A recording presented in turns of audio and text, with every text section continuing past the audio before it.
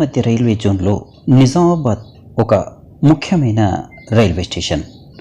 హైదరాబాద్ డివిజన్లో కాచిగూడ స్టేషన్ తర్వాత అతిపెద్ద రైల్వే జంక్షన్ నిజామాబాద్. ఈ రైల్వే జంక్షన్ నుండి ప్రతి ఏడు రైల్వేకు 100 కోట్లకు పైగా ఆదాయం సమకూరుతున్నప్పటికీ అభివృద్ధి పనులు మాత్రం అంతంత మాత్రంగానే సాగుతున్నాయి. దక్షిణ మధ్య రైల్వేలో పూర్తిగా నిర్లక్ష్యానికి గురవుతుంది. ప్రజాప్రతినిధులు కానీ అధికారులు కానీ నిజామాబాద్ రైల్వే స్టేషన్ అభివృద్ధికి కృషి చేయడం లేదు. చిన్న రైల్వే స్టేషన్లు కూడా అభివృద్ధి పథంలో వందే భారత్ ఎక్స్ప్రెస్ లాగా దూసుకుపోతుంటే ఏ కేటగిరీ రైల్వే స్టేషన్ అయినా నిజామాబాద్ మాత్రం గూడ్స్ రైళ్ల కన్నా మెల్లగా ఉంది. పైన ఉన్న మహారాష్ట్రలోని చిన్న చిన్న స్టేషన్లు, నిన్నగాక మొన్న ప్రారంభమైన కరీంనగర్ వంటి స్టేషన్లలో అభివృద్ధి పనులు వేగంగా సాగుతుంటే ఇక్కడ మాత్రం రివర్స్ గేర్లో ఉంది. గతమెంతో ఘనకీర్తి అన్నట్టు సికింద్రాబాద్ మన్మాడ్ లైన్లో అతిపెద్ద స్టేషన్గా ఒక వెలుగు వెలిగిన నిజామాబాద్ ప్రస్తుతం ప్రాధాన్యత కోల్పోయి అప్రాధాన్య స్థితిలో ఉంది. గతంలో ఈ లైన్లో ఉన్న ఏకైక స్టీమ్ లోకో షెడ్ మూతపడింది. పిట్ లైన్స్, బెర్త్ లైన్స్ తరలిపోయాయి. రావాల్సిన డివిజన్ ఆఫీస్ ఇతర ప్రాంతాలకు తరలిపోయింది. ముఖ్యమైన రైల్వే బ్రిడ్జిల నిర్మాణం పెండింగ్లో ఉన్నాయి. డబుల్ లైన్ నిర్మాణం ఇంకా ప్రారంభం కాలేదు. ముఖ్యమైన కొత్త లైన్లు ప్రతిపాదనల దశలోనే ఉన్నాయి. స్టేషన్ అభివృద్ధి కుంటుపడిపోయింది. మరి ప్రస్తుతం నిజామాబాద్ సెక్షన్లో విద్యుదీకరణ పనులు కొనసాగుతున్నాయి. ప్రస్తుతం మనం దక్షిణ మధ్య రైల్వే ముఖ్య కార్యాలయంలో ఉన్నాం. ఇక్కడ మనతో పాటు దక్షిణ మధ్య రైల్వే ముఖ్య ప్రజా సంబంధాల అధికారి శ్రీ సిహెచ్ రాకేష్ గారు ఉన్నారు. వారిని అడిగి మరిన్ని విషయాలు తెలుసుకుందాం. నమస్కారం అండి.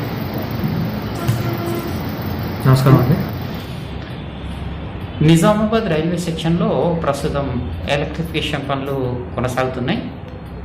పెద్దపల్లి నిజామాబాద్ మరియు మనోహరాబాద్ నిజామాబాద్ లైన్ల మధ్య ఎలక్ట్రిఫికేషన్ పనులు కొనసాగుతున్నాయి. ఇక్కడ వరకు పూర్తయిన తర్వాత నిజామాబాద్ నుండి ముద్ఖేర్ వరకు కూడా ఈ పనులు పూర్తయ్యే అవకాశం ఉంది. అయితే ఈ పనులు ఇప్పటివరకు ఎంతవరకు పూర్తయ్యాయి, మరి ఎప్పటివరకు ఈ పనులు పూర్తయ్యే అవకాశం ఉందంటారు? నిజామాబాద్ ఆ పరిసర ప్రాంతంలో అయితే ఎలక్ట్రిఫికేషన్ జరుగుతుందో అది మేజర్లీ 2 ప్రాజెక్ట్స్ పరంగా నడుస్తుందండి. ముఖ్యంగా వచ్చేసి మనకి పెద్దపల్లి టు నిజామాబాద్ ఒక 177 కిలోమీటర్స్ పరిధిలో ఎలక్ట్రిఫికేషన్ వర్క్స్ జరుగుతున్నాయి. దీన్ని చూసుకుంటే మనకి ఇది ఆల్మోస్ట్ ఒక 2015-16లో ఈ ప్రాజెక్ట్ మనకి శాంక్షన్ అయింది అట్ కాస్ట్ ఆఫ్ 180 crores.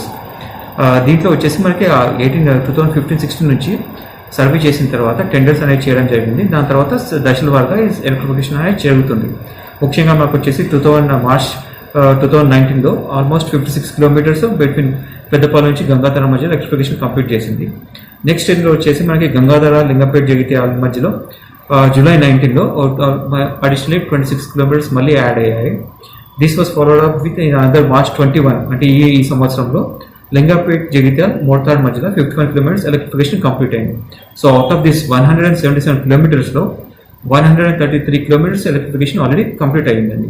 అది కాకుండా కేవలం ఒక మోర్తాడ్ నిజామాబాద్ మధ్యలో మాత్రమే ఒక 44 కిలోమీటర్స్ పరిధిలో మాత్రమే ఎలక్ట్రిఫికేషన్స్ జరగడం మిగిలి ఉంది. ఇది ఒక ప్రాజెక్ట్. అది కాకుండా సెకండ్ ప్రాజెక్ట్ వచ్చేసి మనకి మేడ్చల్ నిజామాబాద్ మధ్యలో ఒక 133 కిలోమీటర్స్ ఎలక్ట్రిఫికేషన్ వర్క్ అక్కడ కూడా ప్లాన్ చేయడం జరిగిందండి. ఇది part of the Manmad, Mudkhed, Dhone మధ్యలో ప్రాజెక్ట్. ఇది మొత్తం total cost of the project వచ్చేసి మనకు 865 crores. దాంట్లో ఇప్పుడు మనకు టెండరింగ్ ఆల్రెడీ జరిగిందండి అండ్ ఏజెన్సీ కూడా ఫిక్స్ అయింది.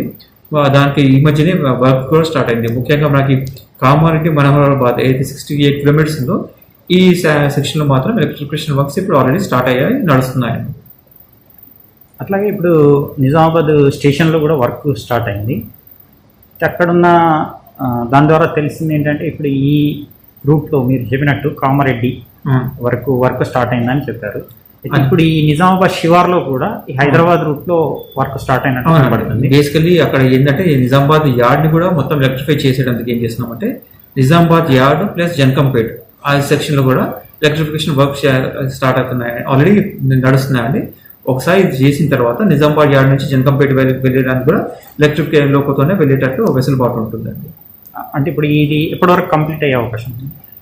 ఇది డెఫినెట్లీ ఆల్రెడీ వర్క్ స్టార్ట్ అయింది కాబట్టి సెక్షన్ కూడా తక్కువ కాబట్టి డెఫినెట్లీ ఇయర్లో అయిపోతుందండి.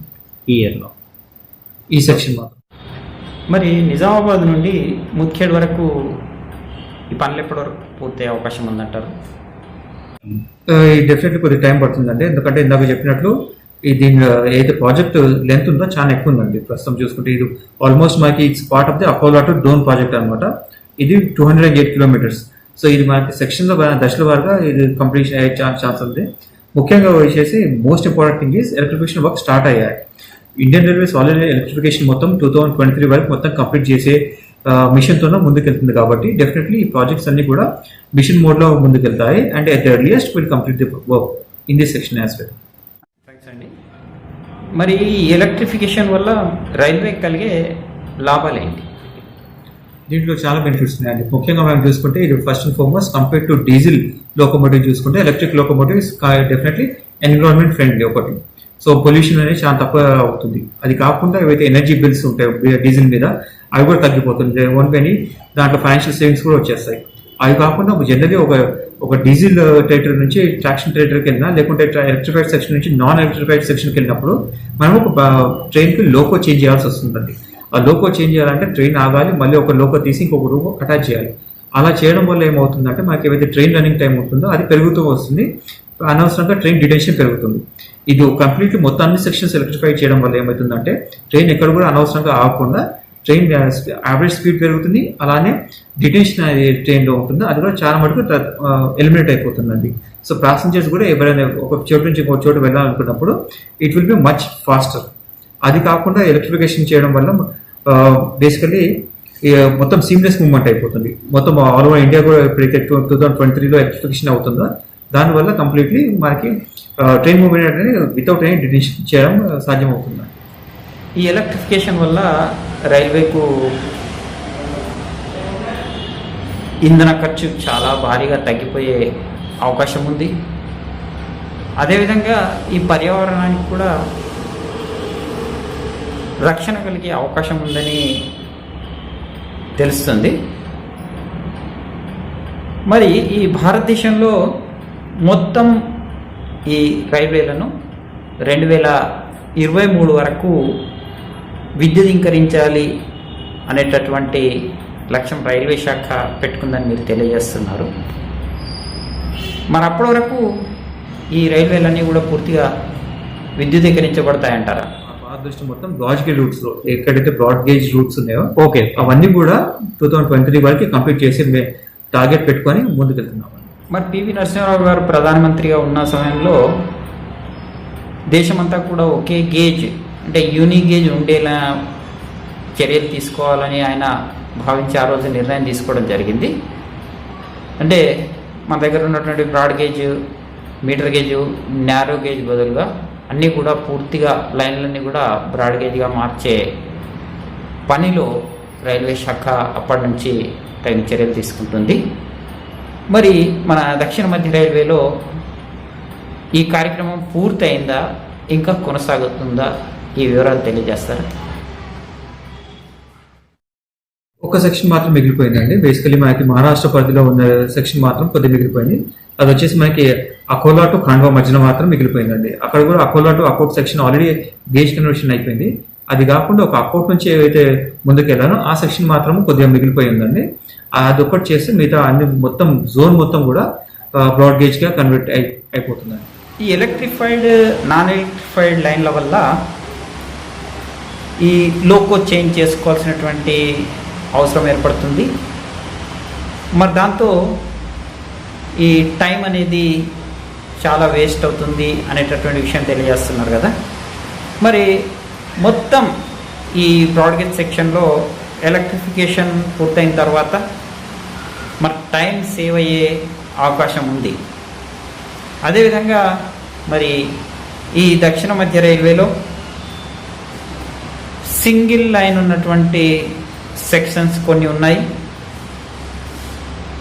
మరి అవి కూడా డబ్లింగ్ పూర్తయితే ఇంకా ట్రైన్ ఫ్రీక్వెన్సీ కూడా పెంచే అవకాశం ఉంది కదా. మరి ఈ సెక్షన్లలో డబ్లింగ్ పనులు ఎప్పటి వరకు పూర్తయ్యే అవకాశం ఉందంటారు? ఎలక్ట్రిఫికేషన్ అనేది మనకి ఎగ్జిస్టింగ్ లైన్స్లో ఆల్రెడీ నడుస్తుందండి. ఇదేంటంటే ఆల్రెడీ ఉన్న ఇన్ఫ్రాస్ట్రక్చర్ని, ఏవైతే ట్రాక్ ఇన్ఫ్రాస్ట్రక్చర్ ఉందో ఆ టైంలో మనకి ట్రైన్స్ డిటెన్షన్ తగ్గించడానికి, యావరేజ్ స్పీడ్ పెంచడానికి చాలా తోడ్పడుతుంది. ఆ డబుల్ లైన్ ఎప్పుడైతే అవుతుందో, సింగిల్ లైన్ నుంచి డబుల్ లైన్ అవుతుందో అది ఎగ్జిస్టింగ్ కెపాసిటీని ఎన్హాన్స్ చేస్తుంది.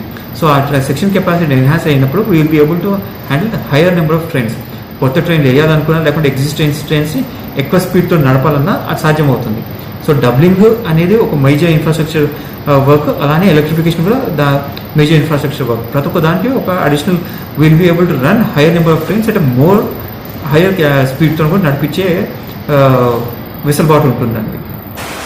డబ్లింగ్ వలన train frequency and train speed పెరిగే అవకాశం ఉందని మీరు అంటున్నారు కదా.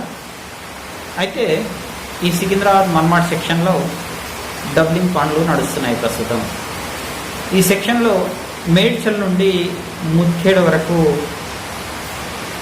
పనులు పెండింగ్లో ఉన్నాయి. మరి ఈ సెక్షన్లో పనులు ఎప్పుడు ప్రారంభిస్తారు, మరి ఎప్పటి వరకు పూర్తయ్యే అవకాశం ఉందంటారు? ఈ సెక్షన్లో కూడా ఆల్రెడీ డబ్లింగ్ చేయడానికి already railway board has sanction work అండి. ముఖ్యంగా మనం చూసుకుంటే అయితే అక్కల నుంచి ధోన్ వరకు ఉంటుందో ఆ సెక్షన్ డబుల్ లైన్ చేసడానికి ఇన్ ప్రిన్సిపల్ ఆల్రెడీ అప్రూవల్ వచ్చింది. కాకపోతే ఈ లైన్ ఎలా వస్తుంది, ఎలా డబ్లింగ్ చేయాలనేది ఒక సర్వే వర్క్ అనేది ముందు చేయాలి, ఏ ప్రాజెక్ట్ స్టార్ట్ చేయాలనుకుంటున్నాం. సో ఆ సర్వే పరంగా ఆల్రెడీ ఆ వర్క్ మొత్తం కంప్లీట్ చేయడం జరిగింది. ఆ సర్వేని దృష్టిలో పెట్టుకుందే ఒక డీటెయిల్ ప్రాజెక్ట్ రిపోర్ట్ అనేది ఒక చేయడం జరిగింది. ఈ డీటెయిల్ ప్రాజెక్ట్ రిపోర్ట్ని తయారు చేసిన తర్వాత wheel send it to board చేసిన తర్వాత వాళ్ళు మళ్ళీ దాన్ని ఎగ్జామిన్ చేసిన తర్వాత వాళ్ళకి ఏమైనా క్వైరీస్ ఉందో అడుగుతారో దాన్ని బట్టి ఇది ఫైనలైజ్ అవుతుంది. ఫైనలైజ్ అయిన తర్వాత టెండరింగ్ ప్రాసెస్ స్టార్ట్ అవుతుంది. టెండర్ ఫైనలైజ్ అయ్యి ఒక మొత్తం ఫిక్స్ అయిపోయిన తర్వాత, ఫైనలైజ్ చేసిన తర్వాత దెన్ వర్క్ స్టార్ట్ అవుతుంది. ఇప్పుడు మనం వర్క్ పరంగా చూసుకుంటే శాంక్షన్ అయ్యే ఏదైతే ఇన్ ప్రిన్సిపల్ అప్రూవల్ అయిపోయిందో మొత్తం అకోలా టు డోన్, ఇది ఆల్మోస్ట్ ఒక 626 కిలోమీటర్స్ ప్రాజెక్ట్ అండి. ఈ ప్రాజెక్ట్ని మొత్తం డబ్లింగ్ కోసం ఆల్రెడీ మనకి డిపిఆర్ అయితే డీటెయిల్ ప్రాజెక్ట్ రిపోర్ట్ ఆల్రెడీ తయారు చేయడం జరిగింది. ఇది ఒక ఫైనలైజ్ కావాలి. ఇది ఫైనలైజ్ చేసిన తర్వాత నెక్స్ట్ స్టేజ్ అనేది వర్క్ స్టార్ట్ అవుతుందండి. అంటే ప్రజెంట్ ఈ ముద్ఖేడ్ నుంచి పర్బనీ మధ్యలో లేదు, మొత్తం ఈ ప్రాజెక్ట్ మొత్తం ముద్ఖేడ్ టు మనోహరాబాద్ వరకు నిజామాబాద్ సెక్షన్ లో 200 కిలోమీటర్స్ ఉంటుంది. టోటల్ ప్రాజెక్ట్ వచ్చేసి అకోలా టు ధోన్ వర్క్ అనమాట. ఇది ఒక 626 కిలోమీటర్స్ వర్క్ ప్రాజెక్ట్ మొత్తం. కొన్ని ప్యాచెస్ లో ఉంది, అది ఆ ప్యాచెస్ తీసుకున్నా కూడా 626 కిలోమీటర్స్ ఉంటుంది మొత్తం డబ్లింగ్ వర్క్. అంటే ఇప్పుడు ఇది ఎప్పటిలోగా స్టార్ట్ అయ్యే అవకాశం ఉందంటారు? ఇందాక చెప్పినట్లు ముందు ఒక దశలుగా అవుతుంది. ఏ ప్రాజెక్ట్ స్టార్ట్ చేయాలనుకున్నా ముందు ఒక సర్వే వర్క్ కావాలి. ఎగ్జాక్ట్లీ ఎక్కడికి ఏమైనా వస్తున్న ఇన్ఫ్రాస్ట్రక్చర్ అనేది ముందు ఒకటి సర్వే చేయాలన్నమాట. ఆ సర్వే చేసిన తర్వాత దాని బేసిస్ మీద ఒక డీటెయిల్ ప్రాజెక్ట్ రిపోర్ట్ అనేది వస్తుంది. ఆ ప్రాజెక్ట్లో మీరు ట్రాక్ లెంత్ ఎంత ఉంటుంది, లేకుంటే ఎక్కడైనా ఇన్ఫ్రాస్ట్రక్చర్ మోడిఫికేషన్ చేయాలా, అవన్నీ కూడా ముందు దాంట్లో పెట్టాలి. పెట్టిన తర్వాత దాన్ని ఒకసారి ఫ్రీజ్ చేసిన తర్వాతనే విల్ గో ఫర్ టెండరింగ్. ఆ టెండరింగ్ ఫైనలైజ్ అయిన తర్వాత వర్క్ స్టార్ట్ అవుతుంది. సో దానికి అనుగుణంగా ఇప్పుడు ప్రస్తుతం మేము డీటెయిల్ ప్రాజెక్ట్ రిపోర్ట్ అనేది తయారు చేయడం జరిగింది. అది ఫైనలైజేషన్ చేసిన తర్వాత నెక్స్ట్ స్టేజ్కి వెళ్తామండి. Okay sir. నిజామాబాద్ సెక్షన్లో కొన్ని ఆర్యూబీస్ మరియు ఆర్ఓబీస్ పెండింగ్లో ఉన్నాయి కదా. ముఖ్యంగా ఈ నిజామాబాద్ సికింద్రాబాద్ లైన్లో నిజామాబాద్ స్టేషన్ పరిధిలోనే ఒక ఆర్యూబీ నిజామాబాద్ నుండి ఆర్మూర్ మీదుగా జగదల్పూర్ వెళ్ళే జాతీయ రహదారి 63పై ఒక ఆర్యూబీ స్టార్ట్ అయి దాదాపు 2 ఏళ్ళు అవుతుంది. అది ఇప్పటివరకు కూడా పూర్తి కాలేదు. మరి ఈ వర్క్ ఎప్పటిలోగా పూర్తయ్యే అవకాశం ఉందంటారు? ఇది నిజామాబాద్ స్టేషన్ పరిధిలోనే ఒక రోడ్ అండర్ బ్రిడ్జ్ ఒకటి కన్స్ట్రక్ట్ అవుతుందండి. ఈ వర్క్ కూడా ఆల్మోస్ట్ కంప్లీషన్కి వచ్చింది. ఇట్స్ వెరీ షార్ట్ డ్యూరేషన్లో ఇది కమిషన్ కూడా చేయబోతున్నాము. ఈ వర్క్ ఎందుకంటే మీరు అన్నట్లు ఏదైతే 2 years నుంచి నడుస్తుందో, బేసికలీ ఈ టైంలో మీకు అందరికి తెలిసినట్లే కోవిడ్ ఇంపాక్ట్ చేసిన దాని వల్ల కొద్ది టైం పట్టిండొచ్చు. కాకపోతే ఏదైతే యాజ్ ఆన్ డేట్ మాట్లాడుతుంది ఆ వర్క్ ఆల్మోస్ట్ కంప్లీషన్కి వచ్చేసింది. And very shortly it will B commission as well. Okay అండి. మరి ఈ నిజామాబాద్ పెద్దపల్లి ఈ లైన్లో కూడా ఒక 3 ఆర్ఓబీస్ పెండింగ్లో ఉన్నాయి. మరి ఈ పనులు కూడా ఎప్పటివరకు పూర్తయ్యే అవకాశం ఉందంటారు? Road over bridges Nizamabad Armoor మధ్యలో ఉన్నాయండి. దాంట్లో ఆల్రెడీ ఈ 3 చోట్ల కూడా వర్క్ చేయడం జరుగుతుంది. దీంట్లో ఒకటేమో టూ నెంబర్ ఆఫ్ బ్రిడ్జెస్ ఏవైతే ఉన్నాయో దాంట్లో ఆల్మోస్ట్ ఇంకొక 4-5 మంత్స్లో కంప్లీట్ అయ్యే ఛాన్స్ ఉంటుందండి. థర్డ్ బ్రిడ్జ్ మాత్రము ఇంకా ఏవైతే స్టేట్ గవర్నమెంట్ సైడ్ నుంచి అయితే అప్రోచ్ పెట్టాలో అది ఇంకా టెండరింగ్ ఫైనలైజ్ చేయాలండి వాళ్ళ సైడ్ నుంచి. So it will take a little bit more time on that ఒక బ్రిడ్జ్లో మాత్రం. మిగతా 2 బ్రిడ్జ్లు ఎక్కడైతే ఆల్రెడీ వర్క్ నడుస్తుందో అది నెక్స్ట్ 4-5 మంత్స్లో కంప్లీట్ అయ్యే అవకాశం ఉందండి. ఈ ఎలక్ట్రిఫికేషన్, డబ్లింగ్ ఈ పనులే కాకుండా మరి నిజామాబాద్ సెక్షన్లో కొన్ని కొత్త లైన్లు కూడా పెండింగ్లో ఉన్నాయి. ముఖ్యంగా ఆర్మూర్ ఆదిలాబాద్ లైన్ ఈ విషయంలో సర్వే కూడా పూర్తయి ఎస్టిమేషన్స్ కూడా ఇవ్వడం జరిగింది. మరి ఈ లైన్ పనులు ఎప్పుడు ప్రారంభమయ్యే అవకాశం ఉందంటారు? ఈ ఆర్మూర్ టు ఆదిలాబాద్ అయితే ఇనిషియల్లీ అనుకున్నారో దాన్ని యాక్చువల్లీ ఎక్స్టెండ్ చేయడానికి ప్లాన్ చేయడం జరుగుతుందండి, అంటే సర్వే పరంగా. సో ఆ సర్వే పరంగా ఇప్పుడు ఏం చేస్తున్నామంటే డైరెక్ట్లీ ఫ్రమ్ పటాన్చెరు నుంచి అప్ టు ఆదిలాబాద్ నుంచి ఆర్మూర్ మొత్తం పటాన్చెరు, ఆర్మూరు, ఆదిలాబాద్ వరకు లైన్ ఉండేటట్లు మొత్తం పెట్ సర్వే ఒకటి శాంక్షన్ అయిందండి. సో మొత్తం ఆ వర్క్ చేసిన తర్వాత అది ఎంత ఫీజిబుల్లో, ఆ లైన్ కనెక్టివిటీ వల్ల దాని అడ్వాంటేజెస్ ఏందో లేకుంటే ఎంత కాస్ట్ అవుతుందో అప్పుడు బయటకు వస్తుందండి. సో వన్స్ ఈ సర్వే వర్క్ జరిగిన తర్వాతనే we can say how feasible the project is.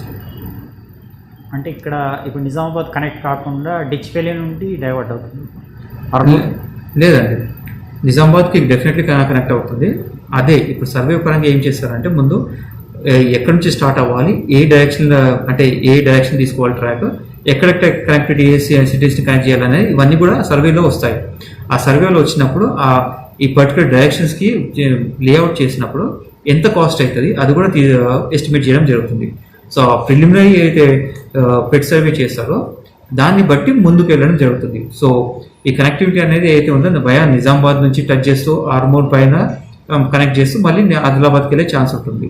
కాకపోతే ఇవన్నీ వన్స్ యాక్చువల్ టోపోగ్రఫీ సర్వే చేసిన తర్వాత we will be able to finalise which is a better direction of moving the trains. Okay sir, అంటే మీరు అన్నట్టు Patancheru to Adilabad అనేటటువంటిది ఇది సర్వే చేశారా లేకపోతే సర్వే చేయాలి? ఎప్పటిలోగా అయ్యే అవకాశం ఉంది సార్? అంటే ఈ బడ్జెట్లో దీనికి లేదు, కొద్ది టైం పడుతుంది. నెక్స్ట్ బడ్జెట్లో అది అవకాశం ఉంది. Definitely we can't fix a time line as of now, but definitely already sanction చేశారు కాబట్టి సర్వే కోసము డెఫినెట్లీ సర్వే వర్క్ చేసిన తర్వాత ఏమైనా ముందుకు చెప్పగలుగుతామండి. ఎలక్ట్రిఫికేషన్ వర్క్ కంప్లీట్ అయిన తర్వాత పాత రైళ్ళన్నీ కూడా పునరుద్ధరించే అవకాశం ఉందంటారా? అంటే ప్రస్తుతం కోవిడ్ స్పెషల్ ట్రైన్స్, కొన్ని ఎక్స్ప్రెస్ ట్రైన్స్ పునరుద్ధరించడం జరిగింది. మరి మిగతా ఎక్స్ప్రెస్ ట్రైన్స్, ప్యాసింజర్ ట్రైన్స్ కూడా పునరుద్ధరించే అవకాశం ఉందంటారా? ఇక్కడ బేసికలీ ట్రైన్ మూవ్మెంట్ పరంగా చూస్తే మేము ఏం చేస్తున్నామంటే లాస్ట్ ఇయర్ నుంచి దశల వారీగా ట్రైన్స్ అనేవి సర్వీస్ పెంచుతూ వస్తున్నాం. ముఖ్యంగా దక్షిణ మధ్య రైలు పరిధులు చూసుకుంటే స్టార్టింగ్ నుంచి ఇప్పుడు ఆల్మోస్ట్ 1 year నుంచి మేము ఏం చేస్తున్నామంటే కంప్లీట్లీ టోటల్లీ రిజర్వ్ ట్రైన్స్ మాత్రమే నడిపిస్తున్నాం. దీని ముఖ్య కారణం వచ్చేసి ఈ టైంలో passenger safety is highest priority కాబట్టి ఈ టైంలో ట్రైన్లో కానీ స్టేషన్లో కానీ రద్దీని నియంత్రించే దృష్టితో ఈ ఫుల్లీ రిజర్వ్ ట్రైన్స్ మాత్రం నడిపించడం జరుగుతుంది. ఇప్పుడు ఆ స్టెప్ ఇంకొక నెక్స్ట్ స్టేజ్కి వెళ్తూ ఈ సిచ్యువేషన్ దృష్టిలో పెట్టుకొని ఏం చేస్తున్నామంటే recently for the first time lockdown తర్వాత అన్రిజర్వ్ ట్రైన్స్ ఎంఎంటీఎస్ సర్వీసెస్ ద్వారా ఇంట్రొడ్యూస్ చేయడం జరిగింది. ఈ ఎంఎంటీఎస్ ట్రైన్స్ సర్వీసెస్ కూడా చూసుకుంటే ఓన్లీ 10 సర్వీసెస్ మాత్రమే నడిపిస్తున్నాం. దీని ముఖ్య ఉద్దేశం ఇందాక చెప్పినట్లు ప్యాసింజర్స్ స్టేషన్కి వచ్చినప్పుడైనా లేకుంటే ట్రైన్లో ఉన్నప్పుడైనా ఎటువంటి ఇబ్బందులు రాకుండా అన్సేఫ్ కండిషన్స్ ఉండకుండా చూసేటందుకు ఈ స్టెప్ తీసుకోవడం జరిగింది. ఎందుకంటే మనం అన్రిజర్వ్ ట్రైన్స్ ఒకసారి స్టార్ట్ చేసినప్పుడు we won't be able to control the amount of crowds in the స్టేషన్లో కానీ ట్రైన్లో కానీ. సో ఈ సేఫ్టీ దృష్టి పెట్టుకొని ఈ స్టెప్స్ మాత్రం చేయడం జరుగుతుంది. ముందు ట్రైన్ సర్వీస్ పెంచుతామంటే డెఫినెట్లీ సిచ్యువేషన్ ఇంప్రూవ్ అవుతుంటే డెఫినెట్లీ ట్రైన్ సర్వీసెస్ పెంచే అవకాశం ఉంటుంది. బట్ ఇది ఎప్పుడు అనేది డైరెక్ట్లీ ఇప్పుడే చెప్పలేమండి. చక్కని విషయాలు తెలియజేసినందుకు మీకు ధన్యవాదాలు తెలియజేసుకుంటున్నామండి. నమస్కారం అండి. దక్షిణ మధ్య రైల్వే సిపిఆర్ఓ శ్రీ రాకేష్ గారి ద్వారా తెలుసుకున్న విషయాలను బట్టి అత్యధిక ఆదాయం వస్తున్న నిజామాబాద్ విషయంలో నిర్లక్ష్యం స్పష్టంగా కనపడుతుంది. అత్యంత ప్రాధాన్యత కలిగిన నిజామాబాద్ స్టేషన్ అభివృద్ధి చెందాలంటే ప్రజాప్రతినిధుల జోక్యం అవసరం. కాబట్టి ఈ ప్రాంత ప్రజాప్రతినిధులు అభివృద్ధి విషయాలపై దృష్టి సారించి స్టేషన్లో కావలసిన సౌకర్యాలతో పాటు డబుల్ లైన్, కమర్షియల్ మల్టీప్లెక్స్, స్టేషన్లో ఎస్కలేటర్లు, 4-5 ప్లాట్ఫామ్ల నిర్మాణం, పిట్ లైన్, బెర్త్ లైన్లు, కొత్త లైన్లు, రైల్వే డివిజన్ ఆఫీస్ లాంటివి సాధిస్తే ఈ స్టేషన్ దక్షిణ మధ్య రైల్వేలో అత్యంత ప్రాధాన్యత కలిగిన జంక్షన్గా